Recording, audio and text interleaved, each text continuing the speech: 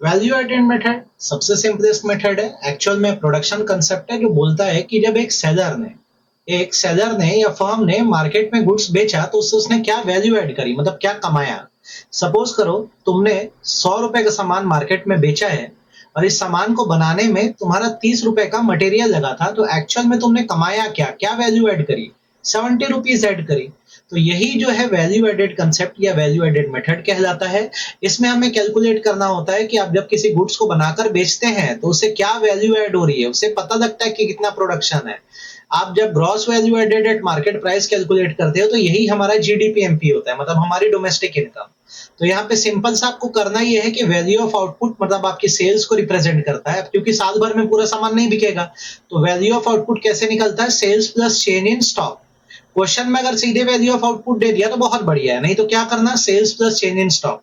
और यदि क्वेश्चन में डोमेस्टिक सेल्स दिया है तो आपको एक्सपोर्ट को प्लस करना होगा और चेंज इन स्टॉक को प्लस करना होगा।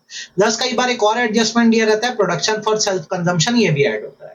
माइनस तुमने कितने का मटेरियल खरीदा, इंटरमीडिएट कंजम्पशन, किसी गुड्स को बनाने के लिए तुमने क्या क्या मटेरियल्स लाए। क्वेश्चन में लिख देता है इंटरमीडिएट कंजम्पशन, नहीं तो दिया रहता है purchase of raw material plus produce करने में पावर और फ्यूल चार्जेस लगते हैं, इसको ऐड कर दो। तो जैसे ही तुमको gross value added at market price निकालने बोले तो बस यही करना, value of output minus intermediate consumption.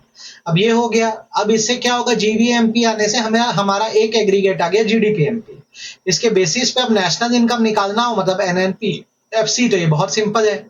एनएनपीएफसी is equal to हमारे पास कौन सा एग्रीगेट है, जीडीपीएमपी। तो ग्रॉस से नेट में जाना है तो क्या करना है हमको, माइनस डेप्रिसिएशन करना है। डोमेस्टिक से नेशनल में जाने के लिए क्या करना है, प्लस एनएफआईए करना है। और एमपी से एफसी में जाने के लिए क्या करना है, माइनस एनआईटी करना है, नेट इनडायरेक्ट टैक्स करना है। As simple as that. ये सबसे इजी फॉर्मूला, इसे प्रोडक्शन कंसेप्ट बोला जाता है, ध्यान रखना इस बात को।